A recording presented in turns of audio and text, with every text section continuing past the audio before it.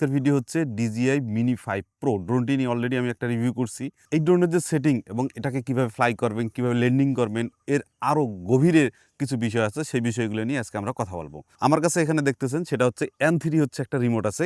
এই রিমোট দিয়ে হচ্ছে মূলত আমি আজকে কাজ করব। এই রিমোট কিন্তু দুইটা পাওয়া যায়, একটা হচ্ছে স্মার্ট রিমোট আর একটা হচ্ছে স্মার্ট ছাড়া। আপনি যদি স্মার্টটা রিমোটটা নিতে চান তাহলে আপনার হচ্ছে আলাদাভাবে আপনার ফোন কানেকশন করতে হবে না, সরাসরি ওখানে ডিসপ্লে পাবে, সেই ডিসপ্লে দিয়ে হচ্ছে আপনি কাজ করতে পারবেন, যেটা খুবই ভালো। আর এটা হচ্ছে আমি আমার যে ফোন আছে সেই ফোন দিয়ে হচ্ছে এটাকে ব্যালেন্স করতেছি, বাট ফোন দিয়ে ব্যালেন্স করা একটু কষ্টসাধ্য হয়। কারণ কি, ফোনের যে নোটিফিকেশন বা কেউ যদি কল করে সেক্ষেত্রে একটু ঝামেলা হয়, বাট আপনি রিসিভ করে কিন্তু কথা বলতে পারবেন, এতে কোনো সমস্যা নেই। তো আমি এখন হচ্ছে আমার যে ফোন আছে সেই ফোন থেকে আমি হচ্ছে ড্রোনটাকে কানেকশন করব। এর জন্য হচ্ছে DJI Fly।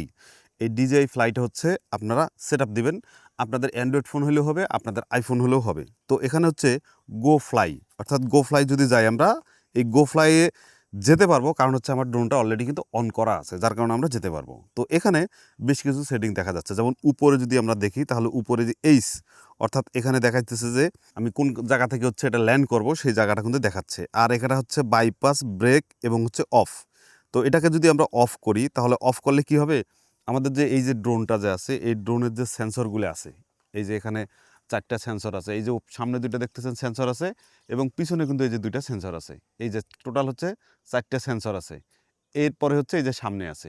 তো এই যে সেন্সরগুলো আছে, এই সেন্সরগুলো ডিজেবল হয়ে যাবে, অর্থাৎ যে কোনো জায়গায় যদি গাছে কোথাও যদি বেঁধে যায় তাহলে কিন্তু বেঁধে যাবে। বাট আপনি যদি এখানে ব্রেক দিয়ে রাখেন তাহলে গাছ সামনে যদি কোনো সাবজেক্ট পায় তাহলে সরাসরি ব্রেক হয়ে যাবে।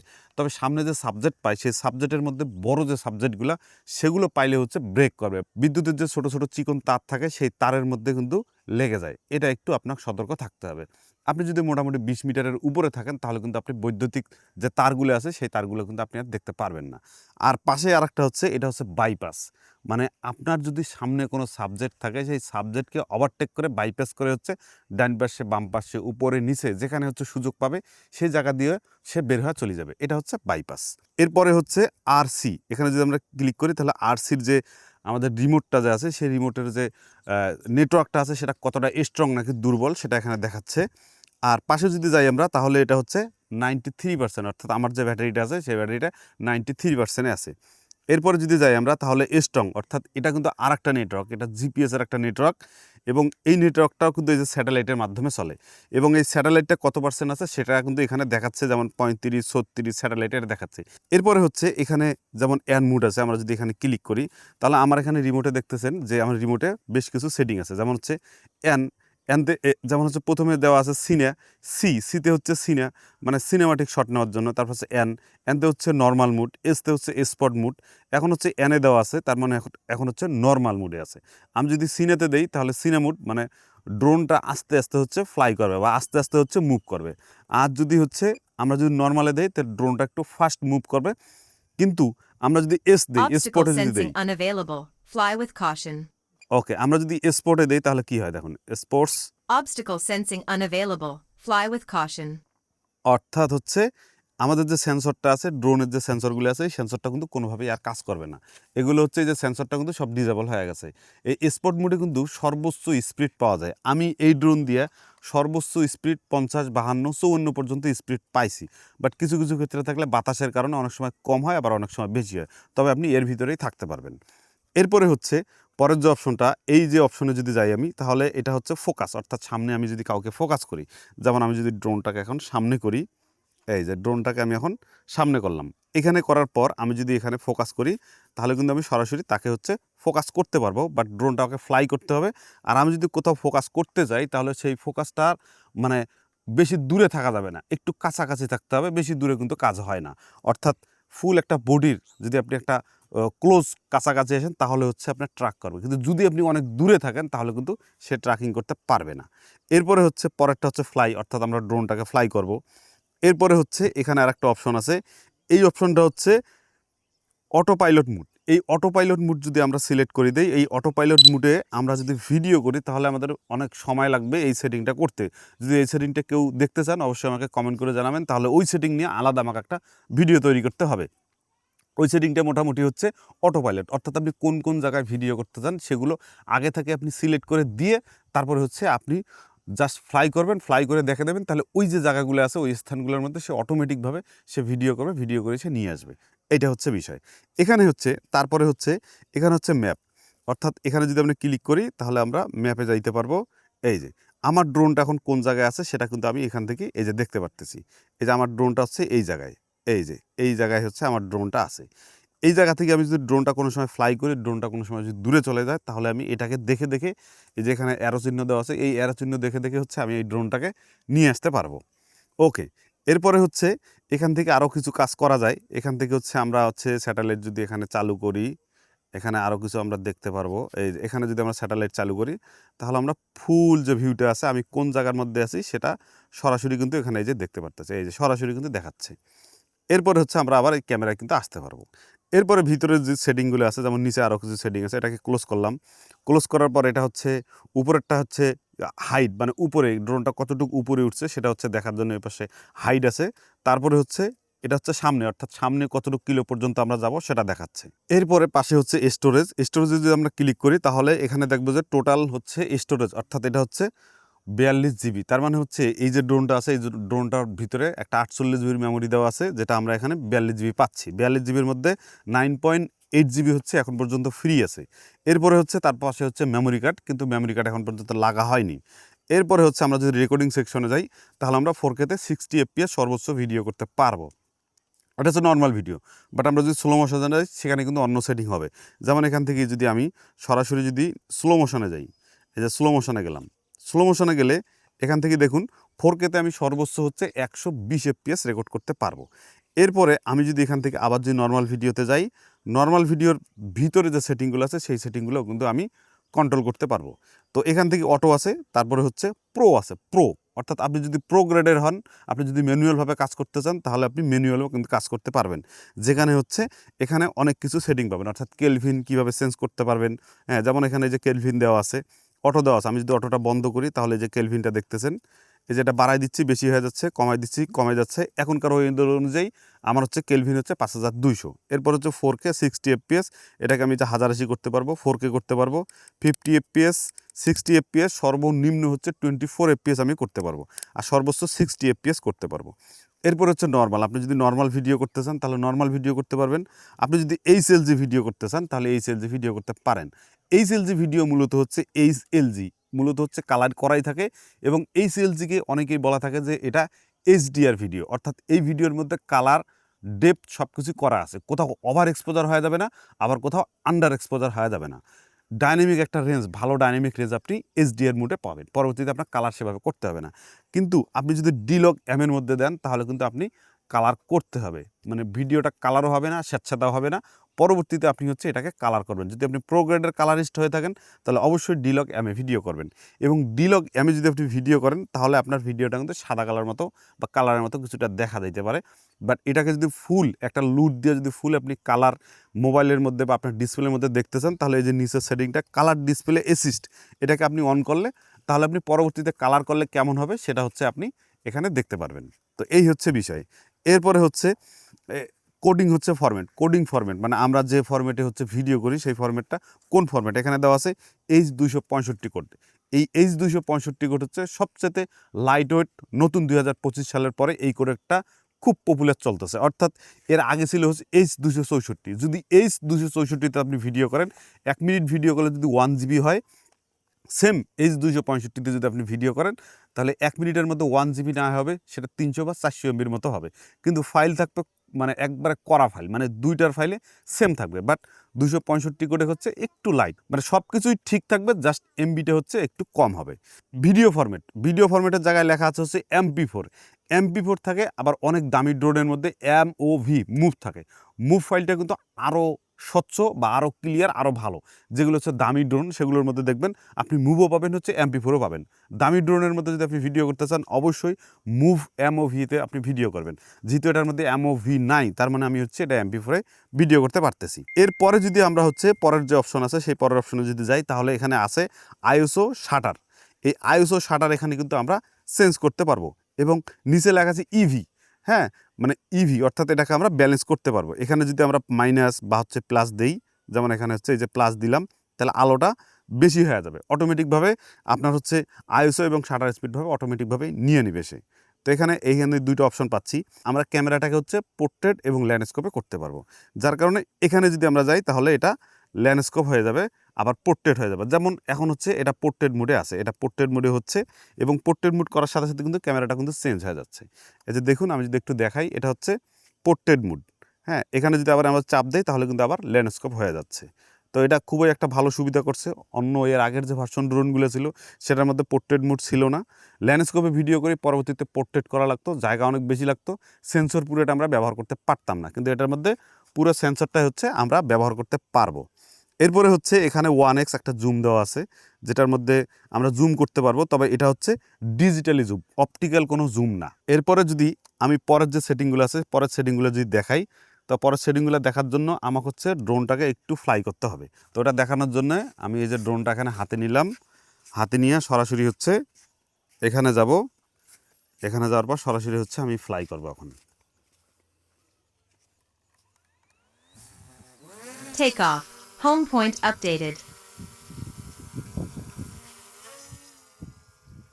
ওকে, আমি হচ্ছে এখন ড্রোনটাকে একবারে উপরে দিয়ে রাখছি। হ্যাঁ, একবারে উপরে দিয়ে রাখতেছি। ড্রোনটার কিন্তু একবারে সাউন্ড কম, লাইট ওয়েট ড্রোন একটা।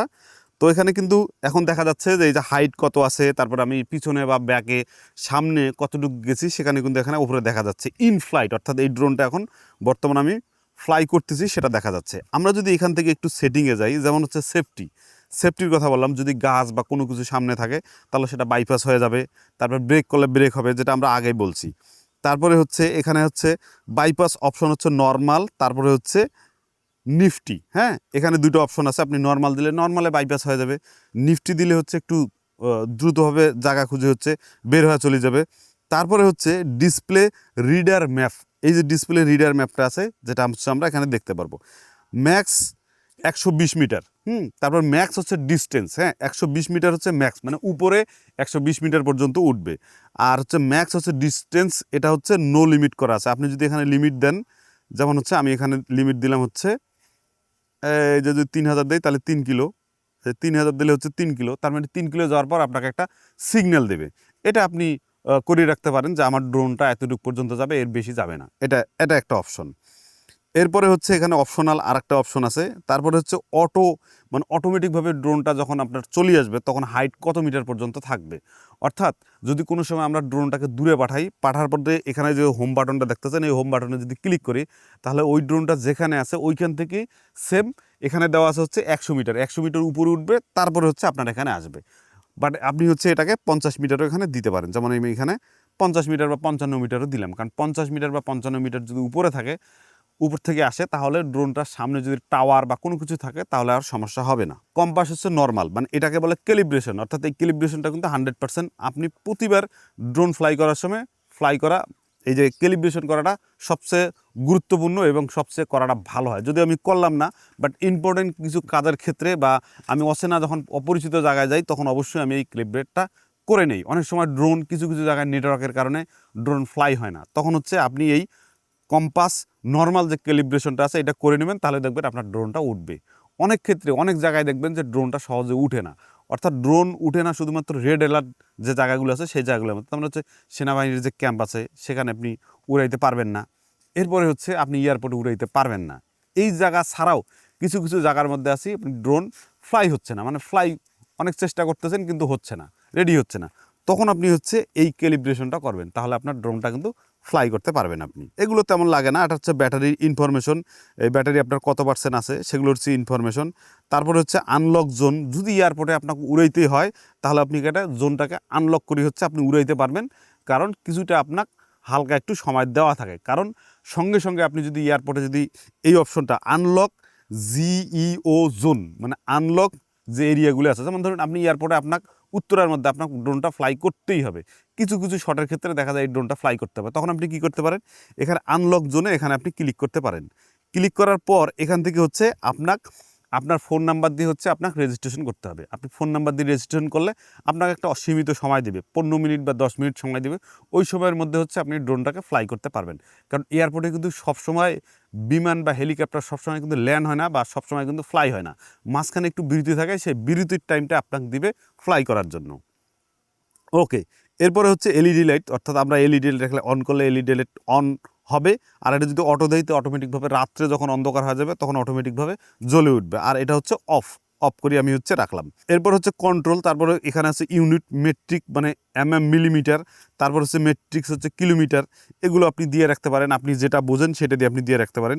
ডিসপ্লে হচ্ছে জুম, লার্জ, টেক্সট, মানে এখানে হচ্ছে এই যে টেক্সটগুলো আছে টেক্সটগুলোকে আপনি আরও বড় করতে চান, যদি এখানে লার্জ দেন তাহলে এই যে টেক্সটগুলো কিন্তু অনেক বড় বড় হয়ে এখানে দেখা যাচ্ছে। ওকে, এরপরে হচ্ছে ফোকাস ট্রাক, এই যে এখানে আছে ফোকাস ট্রাক, এই যে পার্সন, এখান থেকে হচ্ছে আপনি যে পার্সন ফোকাস করতে পারবেন। স্ট্যান্ডার্ড আছে, তারপর সাইকেলিং আছে, স্কিলিং আছে, অর্থাৎ সাইকেলিং বা স্কিলিং করলে তখন ওই অপশনটা হচ্ছে আপনি এখানে সিলেক্ট করে দিতে পারবেন। এই যে এখানে দেয়া আছে কিন্তু। এরপরে যদি আমরা যাই তাহলে হচ্ছে গিম্বেল যে মুডটা আছে, গিম্বেল মুডটা হচ্ছে ফলো মুড দেওয়া আছে। ফলো মুড হচ্ছে আমরা এমনি ভিডিও করার জন্য ফলো মুড দেওয়া আছে, বাট আপনি যদি এফপিভি মুড দেন, যেমন এফপিভি মুড আপনি যদি দেই তাহলে ড্রোনটাকে যদি আমরা ফ্লাই করি, এফপিভি মানে একটু ড্রোনটা হচ্ছে একটু বাঁকা হবে, অর্থাৎ একটু ডান পাশে যাবে, একটু বাম পাশে যাবে, এরকম হবে ড্রোনটা। তো আমরা যদি এখানে যাই একটু, যা যদি আমি আপনাকে হচ্ছে এরিয়াটা এটা যদি দেখাই একটু, এটা যদি দেখাই একটু, যদি এই যে দেখুন একটু এফপিভি মুড হবে, মানে একটু বাঁকা হবে, এই যে একটু বাঁকা হবে। এটা কিন্তু দেখতে অনেকটা ভালো লাগে। আমি যদি একটু রেকর্ড করে আপনাদেরকে দেখাই, যেমন হচ্ছে আমি এখন ব্যাগে গেলাম, একবারে হচ্ছে এই যে ব্যাগে গেলাম। ব্যাগে দেওয়ার পর আমি যদি এখান থেকে যাই, যায় একটু যদি মাথাটার একটু এফপিভি করি, যদি একটু এই যে দোলাই, এই যে একটু কিন্তু দুলতেছে, আবার যদি একটু দোলাই তাহলে এই যে দুলতেছে। এটা হচ্ছে মূলত হচ্ছে এই যে এফপিভি। এখান থেকে আমরা যাব, এই যে দুলতেছে, এই যে দুলতেছে। তো এটাই হচ্ছে মূলত এফপিভি। এই মুডে যদি আপনি ভিডিও করেন তাহলে মোটামুটি এফপিভি একটা পাবেন। আর হচ্ছে ফলো মুড, মানে এটা হচ্ছে এই যে বাঁকানো আর হবে না, এফপিভি মুড হবে। তারপরে এটা হচ্ছে গিম্বেল, তারপর হচ্ছে ফোন চার্জিং, আপনার এই যে রিমোট আছে এই রিমোট দিয়ে কি ফোনটা চার্জ হবে কি না হবে সেই অপশন এখানে পাবেন। এরপর হচ্ছে রিমোটের এখানে কিছু ফাংশন আছে, এই যে রিমোট যে ফাংশন আছে, অর্থাৎ অনেক ক্ষেত্রে দেখা যায় কি এখানে আরেকটা ফাংশন দেওয়া আছে। অনেক ক্ষেত্রে দেখা যায় কি যে আমার তো দুইটা হাত, আমি দুইটা হাত দিয়ে কিন্তু এটা ব্যালেন্স করতে পারতেছি, এই যে দুই হাত দিয়ে দুইটা ধরতেছি, কিন্তু অনেকের তো আছে দুইটা হাতের মধ্যে একটা হাত নাই, তখন কি করবে?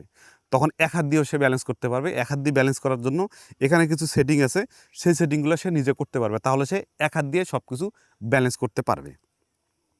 এরপর আমি যদি হচ্ছে ক্যামেরার মধ্যে সেকশনে যাই, ক্যামেরা সেকশনে এখানে ক্যামেরা সেকশন আগেই দেখাইছিলাম যে নর্মাল, এইচএল, যে ডিলগ, এগুলো নিয়ে কথা বলছিলাম।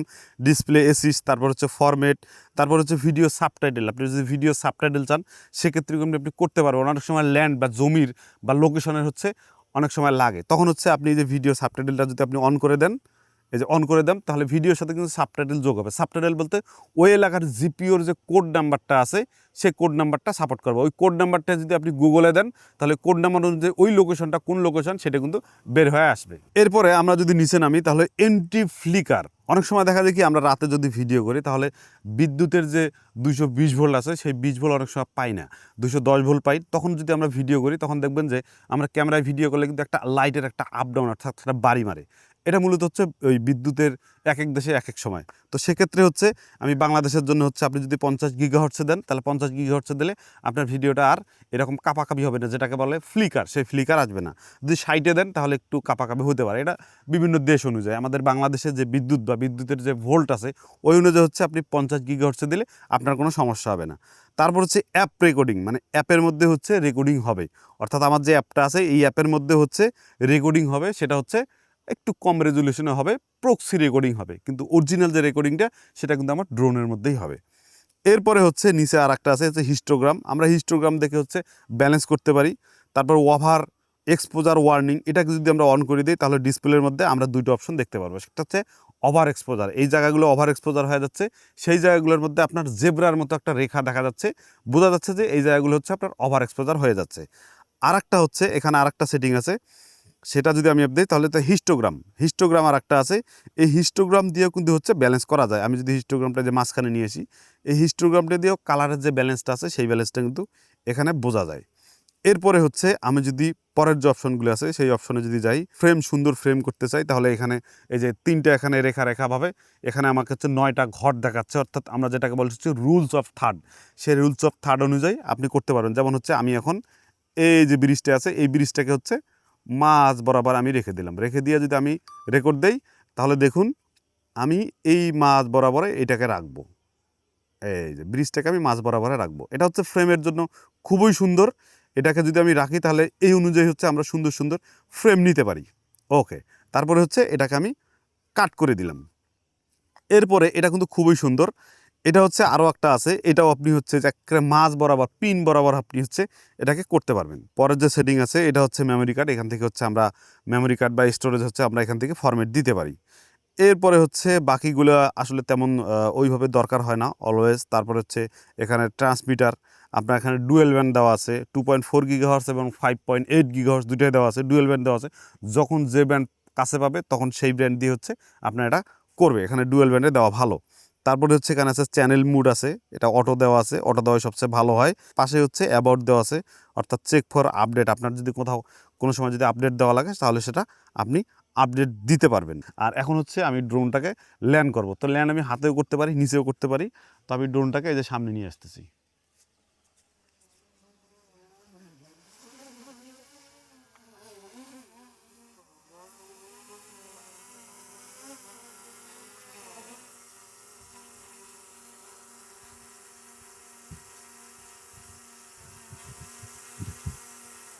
Landing. ওকে, এখানে হচ্ছে নিচে একটা সেন্সর লাগা আছে, সেই সেন্সরটা আমার হাতটাকে দেখলো, দেখানোর পর হচ্ছে এটা অটোমেটিক ল্যান্ডিং হয়ে গেল। আমার হাতটা যদি না থাকতো তাহলে কিন্তু এটা ল্যান্ডিং হইতো না। আর ড্রোনটার সাইজটা কিন্তু খুবই সুন্দর। আমি যদি আপনাকে একটু দেখাই, মানে এটা 5 প্রো, এটা হচ্ছে সর্বশেষ 5 প্রো মিনি ড্রোনের মধ্যে হচ্ছে সবচেয়ে লেটেস্ট ড্রোন। হ্যাঁ, তো আমি যদি আপনাকে ড্রোনটা দেখাই, যেখানে 4টে এখানে সেন্সর দেওয়া আছে, এই যে পাখাগুলো এখানে দেখতেছেন, এই পাখাগুলো কিন্তু আপনি চেঞ্জ করতে পারবেন। আর এটা হচ্ছে সামনের ক্যামেরা, এটা হচ্ছে 3 এক্সেস গিম্বেল দেওয়া আছে। আর পাশেই হচ্ছে এখানে অন অফ সুইচ আছে। আমি যদি এই যে ড্রোনটাকে যদি অফ করি তাহলে এই যে ড্রোনটা অফ হয়ে গেল। একবার ক্লিক করি, পরের বার হচ্ছে চাপ দিয়ে ধরে থাকা লাগবে। আর নিচে হচ্ছে এই যে ব্যাটারি, আমি যদি ব্যাটারিটা যে আপনাকে খুলে দেখাই তাহলে হচ্ছে এটা ব্যাটারি। এই ব্যাটারি দিয়ে হচ্ছে আপনি 35 মিনিটের মতো আপনি ফ্লাই করতে পারবেন। বাট এর হচ্ছে আরেকটা ব্যাটারি আছে, সেই ব্যাটারিটা যদি আপনি ফ্লাই করেন তাহলে মোটামুটি আপনি 40-48 মিনিটের মতো ফ্লাই করতে পারবেন। বাট ওইটা ব্যাটারি কিন্তু দাম আপনার হচ্ছে বেশি, ওটা আলাদা আপনাকে কিনতে হবে, বা আলাদা যে প্যাকেজগুলো আছে সেই প্যাকেজের মধ্যে পাওয়া যায়। আর এই ড্রোনটা পাবেন হচ্ছে ক্যামেরা ওয়ার্ল্ড জোনো ফিচার পার্কে। তো আজকের ড্রোনের ভিডিওটা এই পর্যন্তই। এরপরে যদি এই ড্রোন নিয়ে কোনো কিছু জিজ্ঞেস বা প্রশ্ন করার থাকে অবশ্যই আমাকে কমেন্ট করে জানাবেন, তাহলে সেই বিষয় নিয়ে আমি আপনাদের কাছে আবার হচ্ছে একটা টিউটোরিয়াল ভিডিও দেব। তো সবাই ভালো থাকবেন, সুস্থ থাকবেন, আল্লাহ হাফেজ।